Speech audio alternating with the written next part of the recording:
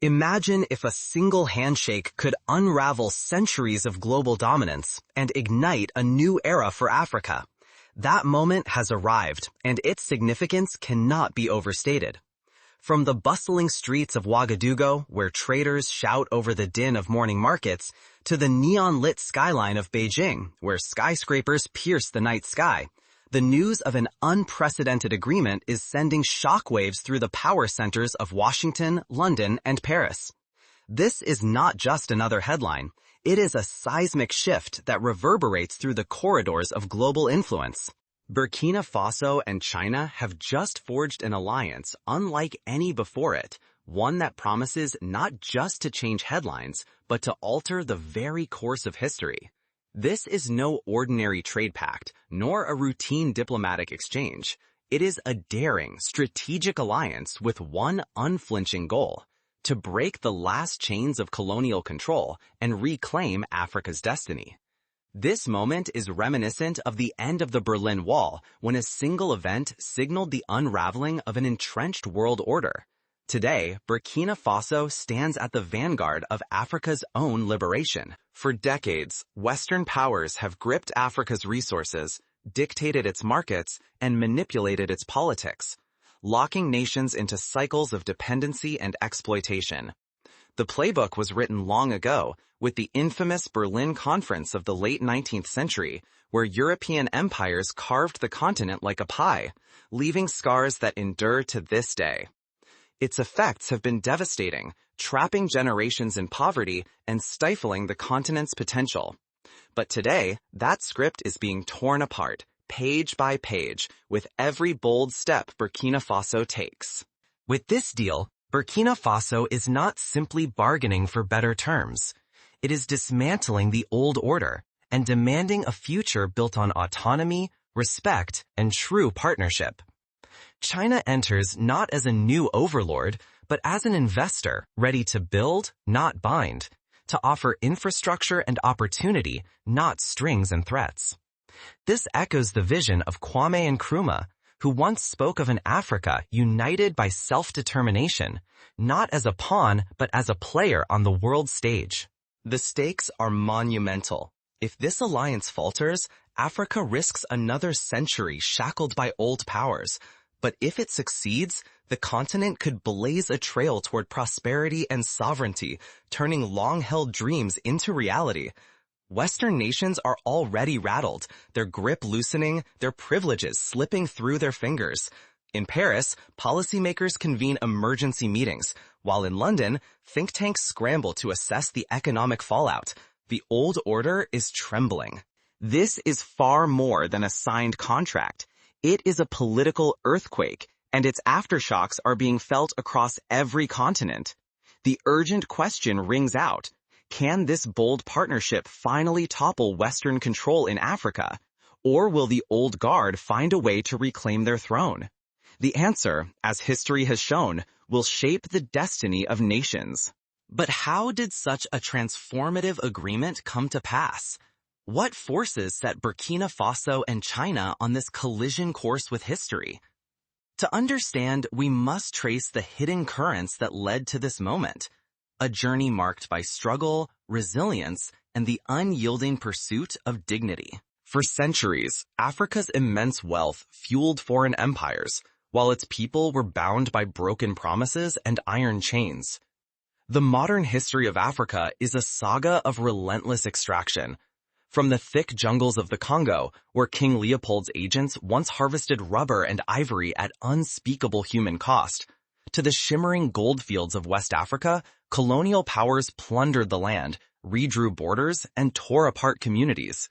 Generations watched as rivers of riches flowed outward, building the fortunes of London, Paris, and Washington, while Africans themselves labored under brutal conditions and false pledges of progress. Independence in the mid-20th century brought hope, but the shadow of Western dominance remained. France's imposition of the CFA franc, for example, locked countries like Burkina Faso in a financial straitjacket. Every transaction reinforced dependence. African economies remained yoked to European interests, their currencies and policies dictated from distant capitals. This system, a relic of colonial administration, ensured that even as African nations waved new flags, their economic sovereignty was illusory. Whenever a nation dared to assert true independence, Western intervention was swift and ruthless. Leaders like Patrice Lumumba in Congo or Thomas Sankara in Burkina Faso, visionaries who championed African autonomy, were toppled, replaced by puppets who served foreign agendas. Gold, cotton, oil, Africa's treasures vanished under contracts that enriched outsiders, while local people were left in deepening poverty. The cycle of dependency continued, dressed in the language of aid and partnership, but always reinforcing the old hierarchy. The 1970s oil crises and debt traps of the 1980s only deepened the stranglehold, leading to a lost generation. The world was told that Africa needed Western guidance to thrive. This myth, repeated in classrooms and boardrooms, hid the truth. Africa was not lacking, but deliberately held back, its potential seen as a threat to the global order. The narrative served the interests of those who benefited from the status quo, masking exploitation as benevolence. Today, voices across the continent are exposing these myths, calling for a reckoning and a rewriting of history. The cost has been staggering: lost decades, stolen futures, and a continent forced to watch its promise slip away. Without change, exploitation will persist, and yet another generation will inherit the same chains. The world has seen similar cycles elsewhere. Consider how Latin American nations struggled under the weight of foreign debt and influence, only to rise up through regional alliances like Mercosur and the Bolivarian Alliance. Africa now stands poised for its own renaissance. But now, a bold new vision is emerging, one deal, forged in defiance, that threatens to upend the old game and ignite Africa's long-awaited renaissance. It is a vision not just of economic gain, but of cultural revival and political rebirth, echoing the dreams of Pan-Africanists who longed for unity and dignity. Soon, the world will witness an alliance capable of shifting the balance of power. At its center, Burkina Faso and China, bound by a daring new partnership. The details are staggering, with ambitions that reach far beyond simple commerce. This is no ordinary alliance. It is a direct strike at the core of Western dominance. Consider the precedent set by the Bandung Conference in 1955, where Asian and African nations first gathered to assert their independence. That moment planted seeds for the non-aligned movement, challenging superpower hegemony. Today's Burkina Faso-China Pact is its 21st century echo. Burkina Faso and China have inked a deal that is nothing less than historic. For the first time, an African nation will receive sweeping Chinese investment across industry, agriculture, technology, and infrastructure, all at a scale never before witnessed in its history. China is promising to overhaul Burkina Faso's manufacturing and transform its agriculture, shifting from bare-bones subsistence to export-driven agro-business capable of feeding markets across Africa and beyond. This is not just theory. In Ethiopia, similar Chinese investments helped launch Africa's first electrified railway, linking Addis Ababa to Djibouti and slashing transit times for exports. Burkina Faso aims to replicate and surpass such feats. Yet this partnership is about more than factories and fields. China will help construct vast solar megafarms, capturing the relentless West African sun to generate renewable energy, not just for Burkina Faso, but also for its neighbors. These are not mere development projects. They are bold statements that prosperity can be forged locally, sustainably, and independently. Imagine the dusty villages of the Sahel region lit by solar grids, children studying at night, clinics powered without costly diesel imports. New trade arteries, rail, road, and digital corridors will be built to bypass Western-controlled shipping lanes. African goods will travel directly to Asia and other partners, sidestepping the old choke points of foreign ports and costly currency exchanges. Perhaps most unsettling for the West is the monetary revolution quietly embedded in the agreement. Burkina Faso will begin shifting away from the dollar, piloting gold-backed African currencies and the Chinese yuan as its principal means of exchange. This is a frontal challenge to the legacy system, where Western institutions set exchange rates, siphoned profits, and dictated the flow of capital. Now, the power to shape value is slipping from Western banks into African and Asian hands. Picture a future where cocoa, cotton, and gold are priced in African units, not dictated by distant markets. But the changes reach even deeper. The two nations will establish joint military academies, training a new generation of officers and soldiers free from Western oversight or dependence on imported weaponry. A national space research center will rise, marking Burkina Faso as a pioneer in African innovation and igniting regional pride. Africa's first satellite was launched by Nigeria in 2003. Now, Burkina Faso aims to take the lead in space technology, inspiring a continent. Perhaps most quietly and most disruptively, Burkina Faso and China will launch an encrypted African communications network, shielding government and business from foreign espionage and digital sabotage. In an age where cybersecurity is as vital as physical defense, this step is transformative. Why Burkina Faso? It stands among the few African nations with minimal Western entanglements. Its landlocked position at the crossroads of West Africa, far from the reach of Western naval power, makes it an ideal testing ground for a new African paradigm. If this experiment thrives, the consequences are immense. Western tools of influence, currency, debt, trade, and technology could be sidelined in one bold stroke. In many ways, Burkina Faso is following the example of Singapore, a small island state that leveraged strategic partnerships to leap from poverty to prosperity. The stakes could not be higher. If the West cannot stem this surge, its centuries-old control over Africa's fortunes may vanish forever. For Burkina Faso and its allies, the risks are just as grave. Western retaliation, covert sabotage, and internal upheaval all loom. This is not merely progress. It is a daring gamble above the abyss of global power struggle. The world has seen similar gambles before. Iran's oil nationalization in the 1950s or Venezuela's in the early 21st century, both met with fierce resistance.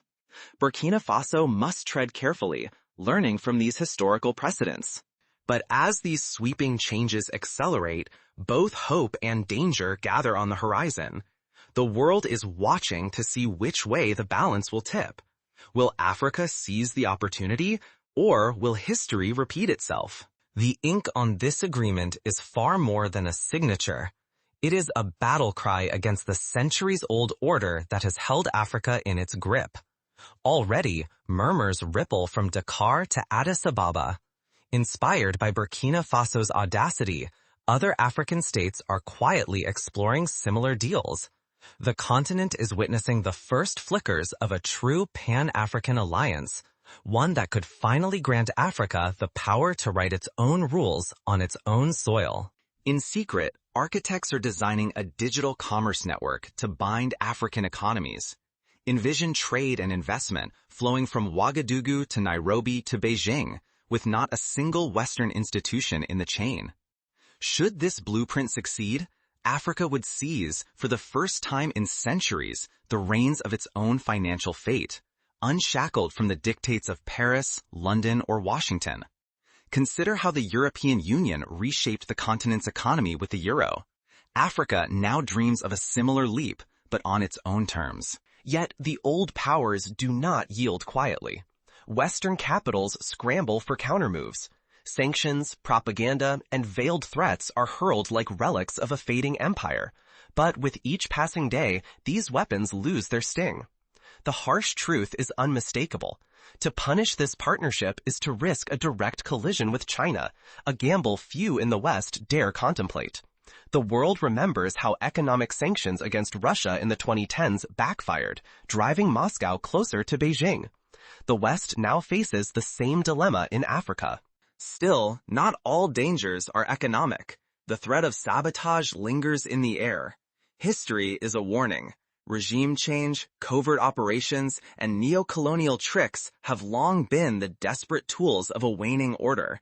Now, Burkina Faso and any nation bold enough to follow must brace for a very real risk, becoming targets of destabilization. The assassination of Patrice Lumumba, the coup against Kwame Nkrumah, and the long shadow of the CIA in African politics all serve as sobering reminders. Nevertheless, the current is shifting. If these new unions endure, Africa may at last command its own fate on the world stage. No longer a pawn, but a decisive player. This is what unsettles the West most deeply, the prospect of becoming irrelevant in lands they once ruled. In the United States, think tanks debate strategies for engagement, while in France, the legitimacy of France-Afrique, the old network of influence, is openly questioned. Africa stands at a crossroads. Unity and self-determination are within arm's reach, but so too is the peril of renewed division and subjugation should the old playbook find new purchase.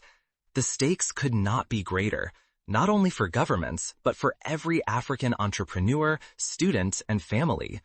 The world is watching. If the West fails to adapt, it risks vanishing from the future it once presumed to own. The echoes of the Arab Spring, where youth rose up to demand change, remind us that no power is eternal. But in the shadows, not everyone is willing to let go of the past.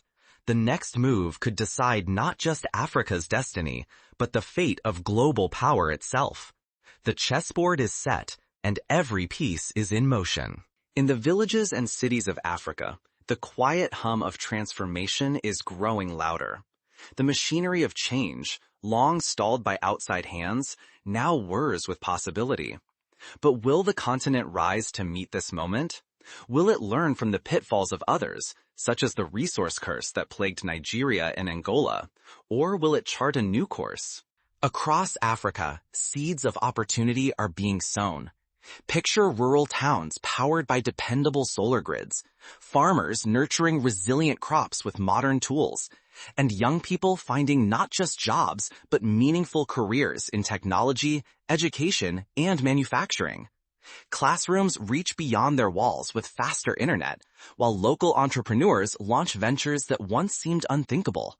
In Rwanda, a nation once scarred by genocide, technology hubs now buzz with innovation, proof that change is possible. For the first time in generations, African ambition is no longer boxed in by foreign dictates. Innovation and entrepreneurship are no longer hollow slogans. They are emerging as priorities rooted in local ownership and decision-making. Small business owners and startup founders are being backed by partnerships that respect African expertise, not just African resources. Initiatives like the African Continental Free Trade Area, launched in 2019, are laying the groundwork for a self-sustaining economic ecosystem. Yet opportunity alone is fragile. Youth movements and civil society groups are stepping forward, determined to protect and expand these gains. The next generation is organizing, demanding transparency, and refusing to let corruption or outside interference snatch away their future. Their vigilance serves as a firewall, guarding this budding era. In Ghana, youth-led campaigns have forced greater accountability, setting an example for others to follow. The road ahead is anything but simple. Division, sabotage, or complacency could fracture the unity needed for true change. Old powers are watching, waiting for fissures to open, eager to exploit any weakness and reclaim lost ground. If leaders or citizens turn inward, the gears of progress could seize, and centuries of struggle could unravel in a heartbeat. The lessons of South Sudan, where internal divisions undermined independence, are a cautionary tale. This moment demands global attention. Africa is not a pawn to be sacrificed, but a queen, powerful, strategic, and capable of transforming the entire game. The world must engage with Africa as an equal, not a subordinate, and recognize that a new era of sovereignty has dawned. In practical terms, this means supporting African-led initiatives, respecting local priorities, and fostering genuine collaboration. Lose this momentum, and control may slip once more to those who kept Africa in the shadows. seize it, and this generation could redefine not only their own destiny, but the world's perception of Africa itself. The narratives of famine and war could finally give way to stories of innovation, resilience, and leadership. But how did this seismic shift begin? To understand the stakes, we must trace the first tremors, when Burkina Faso and China struck a partnership that changed everything.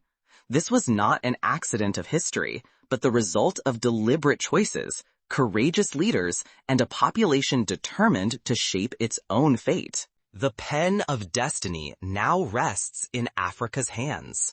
Will we write a legacy of dignity, or allow others to dictate the next chapter? This crossroads is more than a moment in the news. It is the crack of thunder before the rains, the surge before a tidal shift. The echoes of this decision will be felt for generations, shaping not only the future of Africa, but the very architecture of global power.